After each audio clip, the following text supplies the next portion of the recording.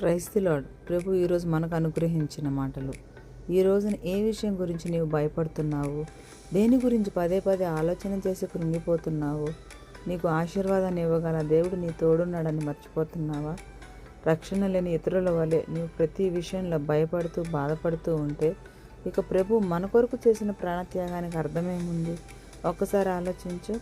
రక్షించబడిన నీవు ప్రభు మాటని శ్రద్ధగా వింటూ ఆయన ఇచ్చిన ఆజ్ఞలన్నిటి ప్రకారం నీవు జీవిస్తే భూమి మీద ఉన్న సమస్త జనముల కంటే ప్రభు నిన్ను హెచ్చిస్తాడు. నీవు దీవించబడి అనేకమైన వాటిని నీవు స్వతంత్రించుకోవాలని ప్రభు కోరుకుంటున్నాడు. మొదటగా నువ్వు ఆత్మీయంగా దీవించబడాలని కోరుకుంటే తరువాత ఆర్థికంగా, శారీరకంగా, మానసికంగా ఇహలోక ఆశీర్వాదాలన్నిటినీ నీవు పొందుకుంటావు. ప్రభువు ఇచ్చే ప్రతి ఆశీర్వాదాన్ని నీవు స్వాధీనపరచుకుందువుగాక.